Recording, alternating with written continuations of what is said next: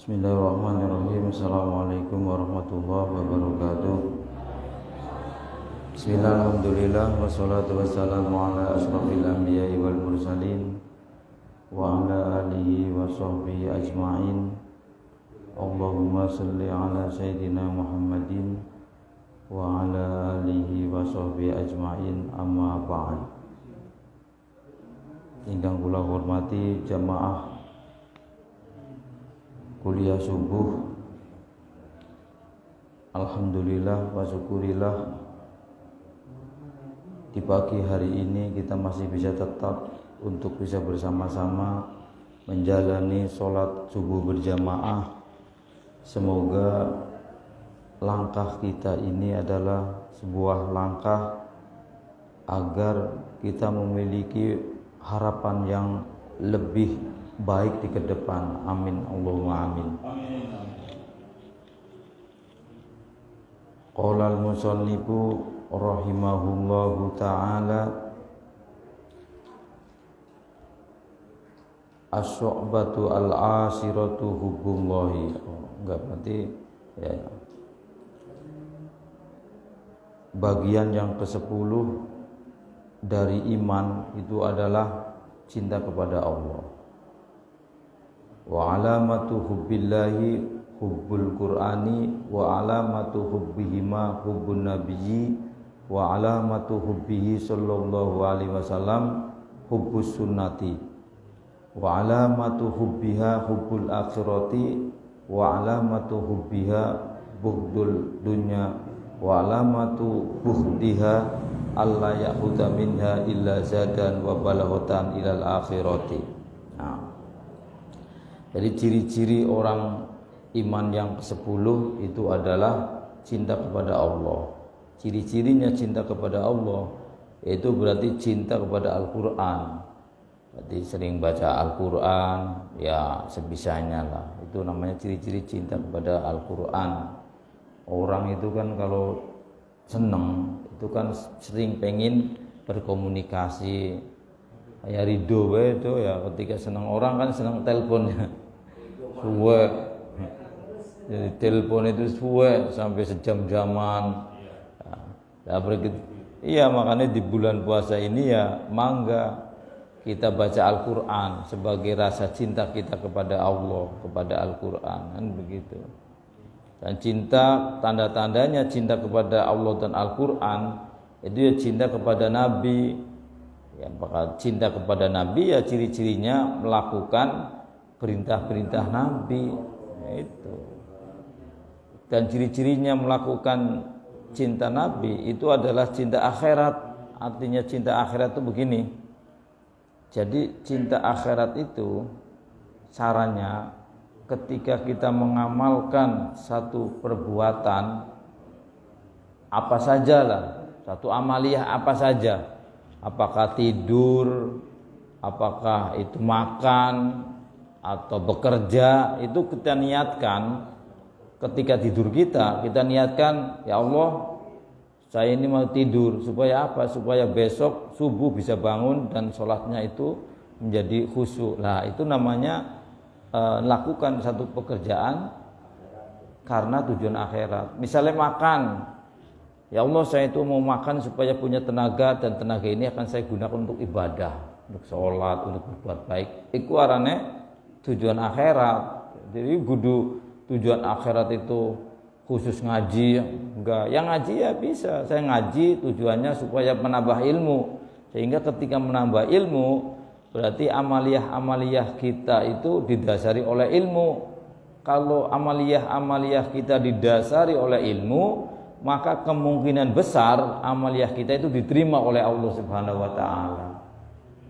Karena mengamalkan sesuatu atau beribadah tanpa ilmu itu jauh boleh jadi tidak diterima. Itu niat yang penting. Jadi niat ini yang terpenting, itu akhirat tuh. Wa alamatu hubbiha hubbuhud dunya. Kemarin sudah dijelaskan maksudnya, tanda-tanda, ciri-ciri nih orang yang cinta akhirat itu adalah geting atau tidak suka kepada dunia. Maksudnya begini, yang kemarin sudah dijelaskan, bukan berarti kita tidak boleh mencari duit, tidak boleh senang duit, itu enggak, senang kerjaan itu ya mesti, karena di dalam Islam itu kita wajib untuk berikhtiar, wajib bekerja, wajib mencari duit. Iya. Sesuatu itu kan ketika misalnya tidak pernah kita ucapkan, secara otomatis akan menjauh ke kita kan. Nah, secara logika kan seperti itu, ini bahasa logika. Maka ketika kita kayak gini, ketika kita mencintai pekerjaan kita, ketika kita mencintai hal-hal yang terkait dengan urusan dunia, apakah kemudian cinta kita itu kemudian melupakan Allah? Kan enggak gitu. Jadi cinta itu kan istilah bagi sesuatu yang tidak mungkin bisa untuk dipecah-pecahkan, kan begitu, karena bersifat batiniah. Pokoknya sesuatu yang bersifat batiniah itu tidak bisa dipisah-pisahkan. Kalau misalnya kita cinta istri kita 100%, kemudian ke anak kita habis dong itu. Jadi enggak, ke istri 100%, ke anak 100%, ke tetangga-tetangga dan sebagainya itu 100%. Nah, itu namanya peduli, sehingga menjadi peduli. Begitu juga kepada Allah dan kepada Rasul 100%. Bukan berarti nanti dibagi-bagi. Kayak misalnya di dalam Islam itu kan ada yang kayak Rasulullah itu kan punya istri 9. Ya kan, karena memang zaman dahulu itu istilahnya berbeda. Bukan berarti Rasul itu hanya mencintai Siti Aisyah, yang lainnya tidak. Enggak, semuanya itu ya 100% itu loh. Bukan berarti ketika kita mencintai uang, kemudian hilanglah kita mencintai Allah. Enggak seperti itu. Ceramah masjid. Apa? Biarin aja masjid. Kita enggak bisa mangkat. Enggak. Ya lebih ning masjid kan anak sing seramalian nih. Ini kan langka.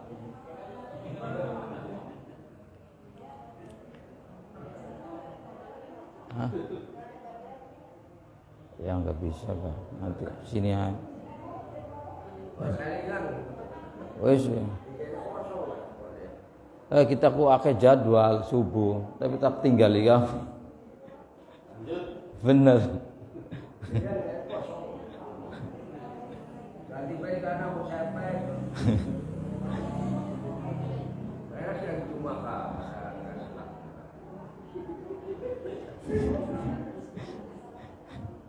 Ya itu jadi seperti itu ya. Jadi bukan berarti ketika kita bekerja kemudian itu dianggap bahwa kita itu tidak mencintai Allah, itu enggak. Ketika kita misalnya ngopeni barang yang kita miliki, itu bukan berarti kita terlalu cinta ke dunia, itu enggak gitu, seperti itu. Jadi memang kita itu banyak kuliah subuh, tapi sengaja, dan kita sudah ngomong di kuliah subuh saya nggak bisa hadir, jadi di Masjid Singajaya di mana. Saya khusus bulan puasa itu untuk musola gitu, jadi nggak bisa, terus terang aja. Nah, yang gitu ya. Jadi memahaminya begitu ya. Jadi jangan menganggap misalnya ada orang kok setiap hari kerja terus, itulah sampai ia kemudian dianggap oleh tetangganya itu kok bulan puasa kerja dulu gitu, enggak mikiri ibadah. Jangan berpikir seperti itu. Kalau memang dia itu tidak bekerja, kemudian anak dan istrinya siapa yang memberikan makan? Kalau ternyata dia mengandalkan tetangga, itu kan menyusahkan tetangga. Ya lebih baik dia bekerja. Kalau ternyata dia kerjanya sehingga menjadi semakin capek, sehingga begitu buka nih, kecapean tidur sehingga enggak sholat tarawih misalnya, ya itu enggak masalah. Yang sholat tarawih itu kan sunnah. Rasulullah itu dulu ketika zaman Rasulullah itu tidak ada sholat tarawih berjamaah itu loh. Rasul juga kadang sholat di masjid, kadang di rumah. para sahabat juga sholatnya itu berkumpul-kumpul, ada yang di pojok kanan, pojok kiri, itu tidak ada. Kemudian pada zaman Umar bin Khattab, jadi kan Rasulullah, Abu Bakar As-Siddiq, kemudian Umar bin Khattab, untuk menyatukan kekuatan Islam. Kemudian Umar bin Khattab, ayo kita bersama-sama untuk sholat jamaah taraweh. Kemudian sahabat Umar itu menentukan 23 rakaat. Itu pada seperti itu. Jadi munculnya taraweh berjamaah itu zaman sahabat Umar bin Khattab. Jadi kita tidak usah mengklaim, wah ini orang malas banget dan sebagainya, enggak usah. Jangan-jangan ketika kita mengklaim orang lain dia itu malas ibadah, justru ibadah kita itu kurang ikhlas. Nah, itu. Kenapa? Karena kita masih menilai orang lain. Ya ibadah sajalah, enggak usah nilai orang lain. Itu seperti itu. Itu dalam Islam itu seperti itu. Sehingga kita tidak ada rasa curiga, kesal, negatif kepada sesama muslim. Karena problem manusia itu, setiap pribadi itu memiliki problem yang berbeda-beda. Tapi bukan berarti karena ada seperti ini, udahlah karena tarawih itu sunnah, udahlah kita tinggalkan aja, ya jangan. Itu namanya menyepelekan itu loh ya. Itu maksudnya begitu. Itu dalam Islam itu seperti itu. Jadi supaya supaya rasa suudon, rasa negatif, pandangan negatif kita terhadap sesama muslim itu tidak ada, hilang. Karena ketika kita memandang negatif kepada sesama muslim, itu boleh jadi terjadi rasa sedikit sombong di dalam hati kita. Nah, kalau sudah serasa sombong ada di dalam diri kita, apalagi misalnya, wah itu si orang bodoh, wah itu si orang miskin, lah ini berbahaya. Karena Rasul sendiri itu mencintai orang-orang yang bodoh dan mencintai orang-orang yang miskin. Kenapa? Ya karena orang yang tidak tahu tentang ilmu, ya kita harus dicintai supaya apa? Supaya dia kemudian hatinya itu terkoneksi dengan diri kita sehingga dia menjadi cinta ilmu. Kan seperti itu. Itu dalam Islam sebenarnya. Jadi kayak misalnya nih, ada satu kelompok organisasi yang misalnya sweeping terhadap orang-orang yang misalnya jualan siang di bulan Ramadan. Misalnya, itu sebenarnya tidak pernah dilakukan oleh para sahabat.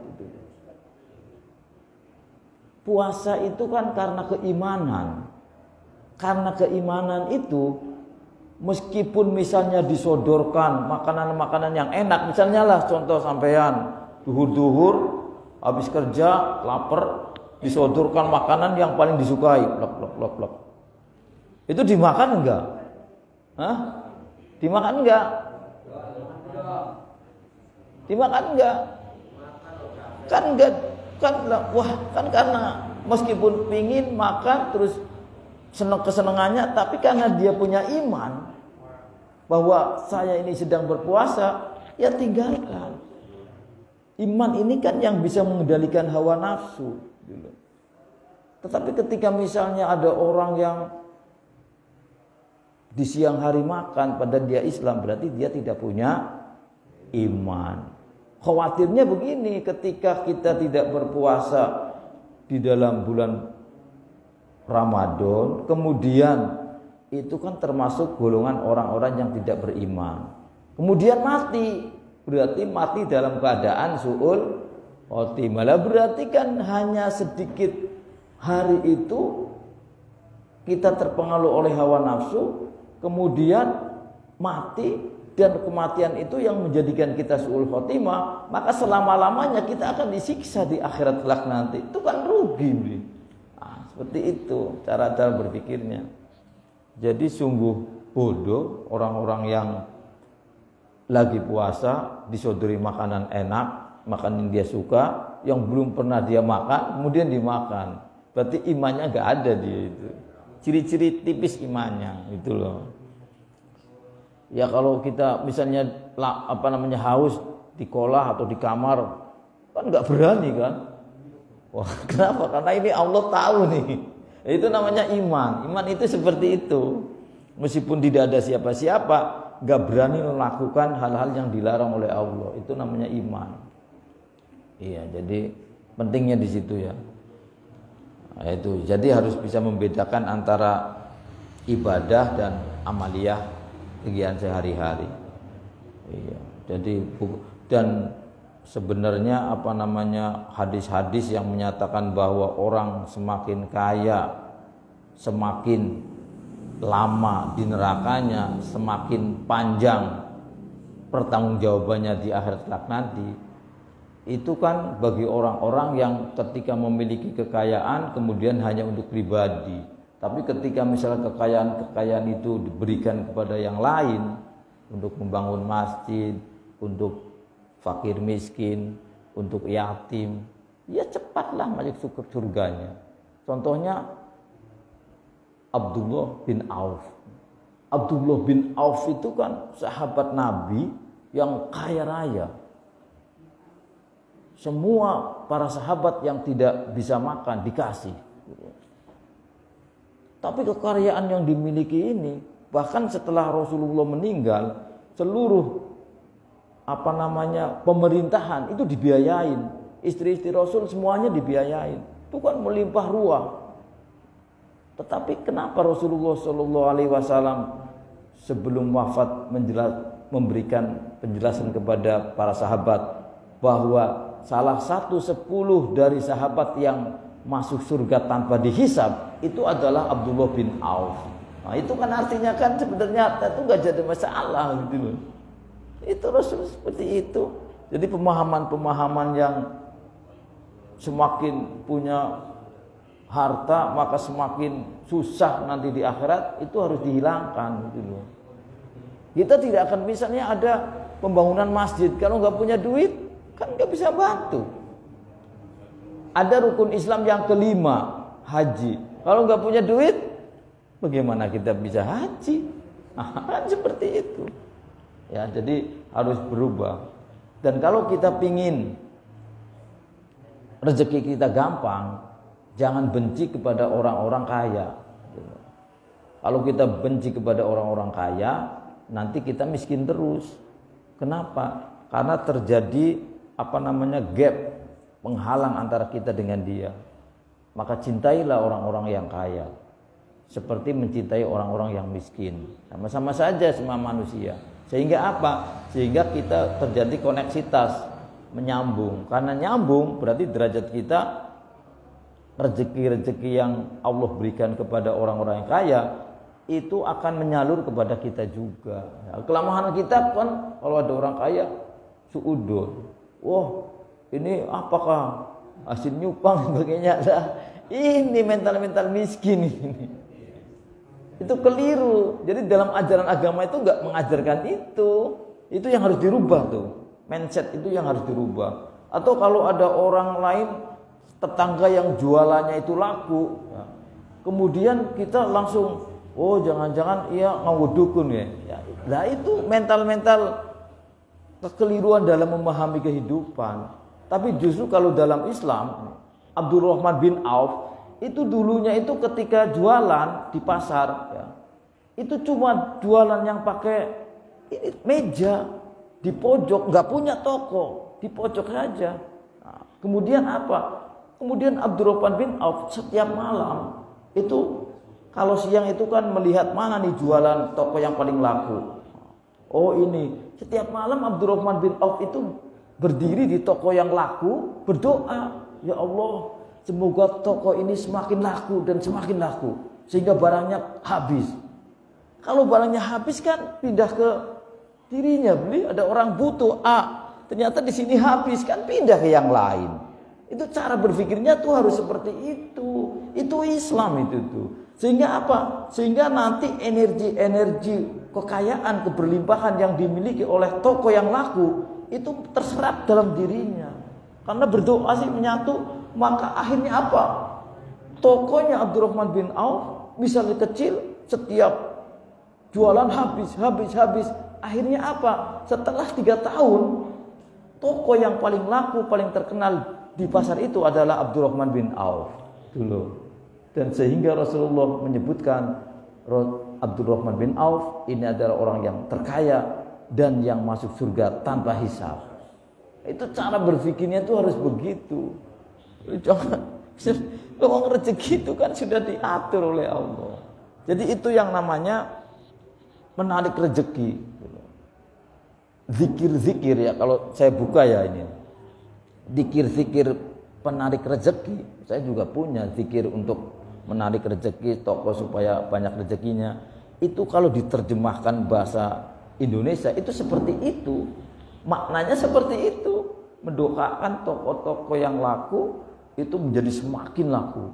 Nah, sehingga nanti kalau lakunya itu luber, kalau ibaratnya kalau gelas nih, gelas kalau sudah penuh itu airnya kemana?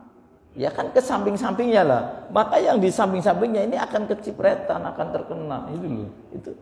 Itu doanya itu artinya seperti itu. Cuma kan para kiai kan tidak membocori doa itu tidak dibocorkan nih.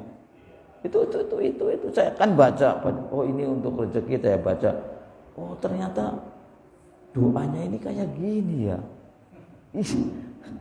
Nah, ya ini yang cara paham dalam memahami kehidupan. Nah, jadi begitulah itu namanya. Jadi ini ngaji yang berusaha untuk disesuaikan dengan bagaimana agar kita menjadi semakin baik hidupnya. Jadi ini ngaji keimanan ya. Jadi keimanan itu seperti itu.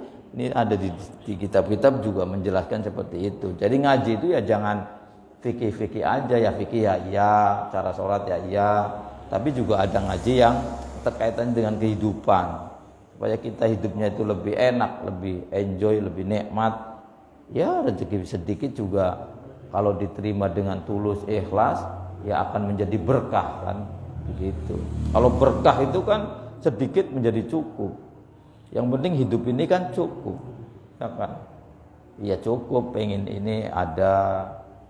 Bahkan sebelum mengucapkan baru rentek pengen ini, belum terucap sudah terwujud, itu kan enak ya. Itu seperti itu. Ya kita harus itu tadi cinta kepada Rasul, kepada Allah, kepada Al-Quran, kepada para wali-wali Allah. Makanya ada dalam Ahlussunnah wal Jamaah itu ada ziarah ke wali-wali songo, ke kiai-kiai. Sama juga begini, silaturahmi kita kepada orang tua kita yang masih hidup atau yang sudah meninggal itu sama saja ziarah kepada para wali-wali songo, para kiai, para ulama begitu. Karena tingkat orang tua kita itu diderajatkan dengan para wali. Doanya itu loh. Doa orang tua kita itu makbul. Makanya yang masih punya orang tua itu kalau cium tangan ke orang tua itu ya jangan seperti cium tangan misalnya ketemu kita cium tangan ini ya kudu lek. Itu tanda membedakan bakti kita kepada orang tua. Begitu loh. Kalau santri kan ke kiai kan ciumnya kan dua, blak, ya kan? Kadang ya tak. Nah, kita juga ke orang tua harus seperti itu. Jangan sama dengan yang lain. Itu namanya tanda bakti ke orang tua. Kalau sudah meninggal, bakti kita kepada orang tua, ya setiap kita sholat berikan Fatihah kepada beliau. Nah, itu sebagai baktinya seperti itu. Hari Jumat ke makamnya berziarah. Itu maksudnya apa? Supaya kita ingat jeripayah orang tua membesarkan kita. Tuh. Sehingga apa? Sehingga nanti kita juga ikut jejaknya orang tua, cara membesarkannya kepada anak-anak dengan cinta kasih sayang. Itu ya, itu maksudnya seperti itu. Udah habis waktunya. Terus lanjut. Wasyu'batul hadisatu haditasa asaro al khawfu min adzabillahi. Nah, sebagian iman yang nomor 11 itu adalah khauf min adzabillahi, dari siksanya Allah. Wa aqallu darajatil khaufi ayyamna'a anil mahdhurati wa yusamma dzalika wara'an. Yang paling rendah takut kepada Allah itu adalah meninggalkan sesuatu yang tidak ada manfaatnya gitu loh. Misalnya saya akan melakukan satu perbuatan, kegiatan yang tidak ada manfaatnya baik untuk kita, untuk keluarga dan orang lain, ya tinggalkan sajalah. Nah, ini namanya termasuk takut kepada Allah. Tapi yang paling besar ya takut melakukan hal-hal yang perbuatan dosa besar, masuk dalam kategori perbuatan dosa besar kayak membunuh, mencuri, menyakiti sesama. Ini harus dihindarkan karena itu sebagian dari takut kepada Allah Subhanahu wa taala. Orang itu kan ketika kita ada yang menyakiti, boleh jadi kita pernah menyakiti orang lain, gitu loh. Jadi hidup itu kan istilahnya dalam bahasa Jawa karma kan ya. Dalam bahasa Jawa itu karma. Ketika kita menyakiti si A, maka satu ketika ada orang lain yang akan menyakiti kita. Karena hidup itu ya seperti itu. Dalam bahasa Al-Qur'annya itu kan yang disebut sebagai kisos. Kisos itu kan ketika seseorang menyakiti orang lain, memotong tangannya, maka dipotong lagi kan. Dan itu masuk dalam kategori hukum alam. Kalau sudah masuk dalam kategori hukum alam, hukum kausalitas, maka pasti akan terjadi. Kalau kemudian misalnya kita pernah nyakiti orang lain, kemudian karena kita rajin ibadah dan rajin sedekah, sehingga ketika ada orang lain yang mau menyakiti kita, itu terhalang oleh ibadah kita, oleh sedekah kita. Karena sedekah itu kan bisa mencegah malapetaka dan bencana. Sampai kita hidupnya tiada. Lah kemudian itu nanti ketika kita pernah menyakiti ke orang lain, itu akan mewaris ke anak kita. Gitu loh. Boleh jadi ada seorang yang tidak pernah menyakiti orang lain, tidak pernah apa-apa, tapi kok di dalam kehidupan ada yang nyakiti. Oh, jangan-jangan dulu orang tuanya itu pernah menyakiti, kemudian belum tertebuskan di dunia, sehingga apa? Diwariskan ke anaknya. Jadi warisi itu bukan warisi duit banyak. Ketika meninggal duitnya banyak, diwariskan. Iya, perbuatan orang tua juga bisa mewarisi. Maka di dalam Islam itu ada istilah akikah. Akikah itu artinya memutus. Supaya apa? Supaya perbuatan-perbuatan kita nih orang tua yang buruk, pernah nyakiti orang tua, pernah nyakiti yang lain, pernah dan lain sebagainya, perbuatan-perbuatan yang buruk kita lah, itu terputus, tidak sampai ke anaknya.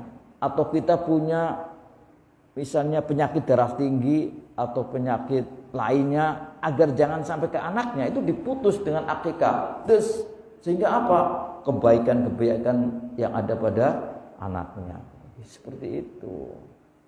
Kalau kemudian kita itu pernah menyakiti orang, selalu berbuat baik dan bersedekah, itu kan sampai meninggal tidak akan terkena. Begitu anak kita diakekahin, maka akan terputus dan tidak akan anak kita itu tersakiti oleh orang lain.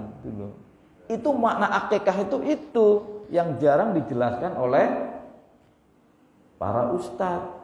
Taunya itu hanya sunnah, tapi tidak ada pengaruhnya dalam kehidupan sehari-hari.